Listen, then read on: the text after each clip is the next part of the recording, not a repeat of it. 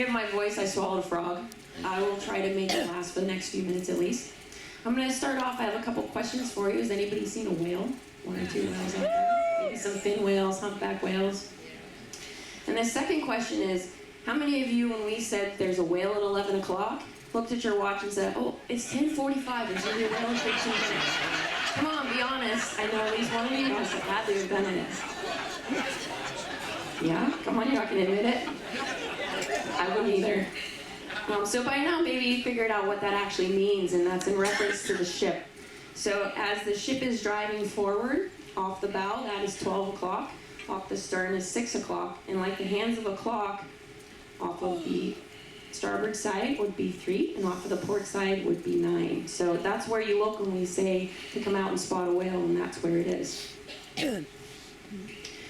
So the whales, right now there are a bunch of humpback whales down along the peninsula. They come down here every summer to feed. This is prime feeding grounds.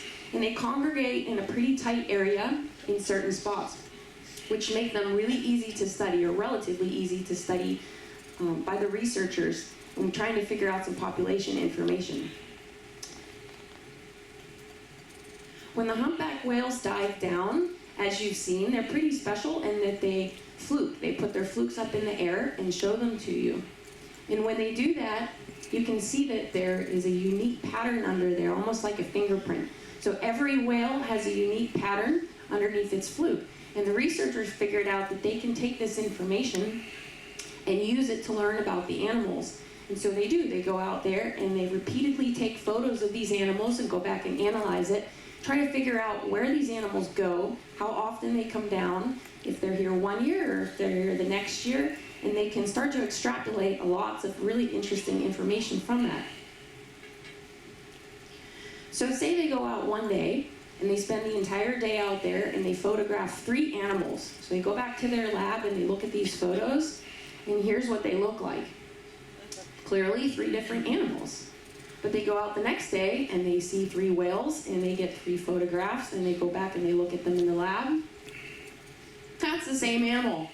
It just showed up 3 different times. So these are 2 very different scenarios, and they mean very different things when you're trying to learn about the population. So what can you learn?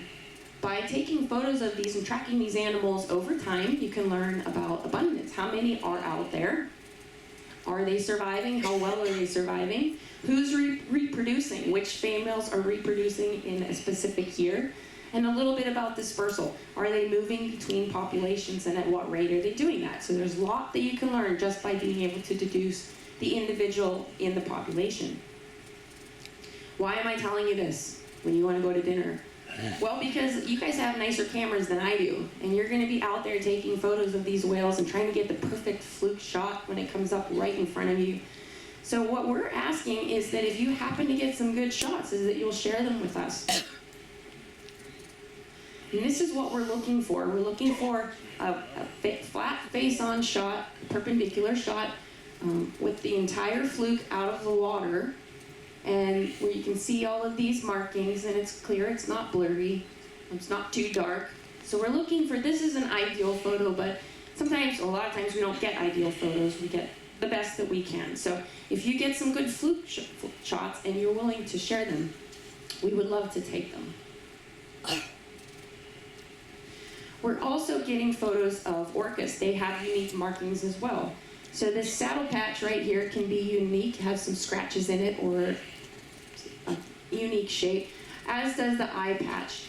And so if you get some photos, if you see a pod of orcas and you get some photos of the saddle patch or the eye patch, or even a nice group shot, because some of the researchers are interested in how big the groups are. If it's a group of 20, and then you can tell by looking at that picture how many are young ones of the year, so they can learn a lot by the group shots as well. So if you get some orca pictures, please share those too. If you would like to participate, here's what I need you to do. We need to know when the photo was taken. So a lot of your cameras, you can set the date and time stamp on there. So if you wouldn't mind just checking to see what time and what day your camera's set at, and set it to the local ship time, that would be really helpful, because we won't be looking at these photos until a long time from now when we're back home. And we need to know exactly when that photo was taken, because we're going to go back and look at the ship's tracker and compare that so we know where the whale was sighted. So we need to know when and where that whale was sighted so that we can put that into, it needs to be collected with the data, otherwise the population information is really hard to get. So we need that.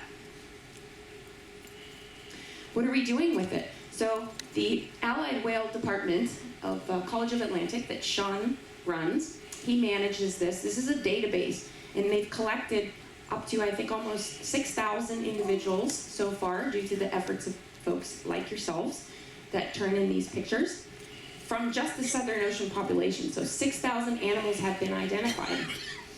And there are also some researchers from Oregon State and Duke that are using a subset of this population to look at some specific questions down here. So again, if you're willing to share, we'd love to have them.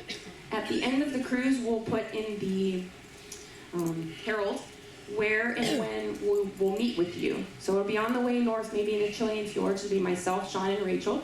We'll show up there. If you could have the photos on a thumb drive, it'll expedite things. And please don't think that you're out on deck and there's 50 other people out there and you've all gotten the same photo and surely somebody has a better photo than you, because they might not. You might have the best photo, or everybody else's could be blurry, or maybe they only got half the fluke. So or maybe you were up really early and out on deck and nobody else was out there, and that's a very special photo because you're the only one that got it. So please feel free to come and share them. We would love to collect whatever you have.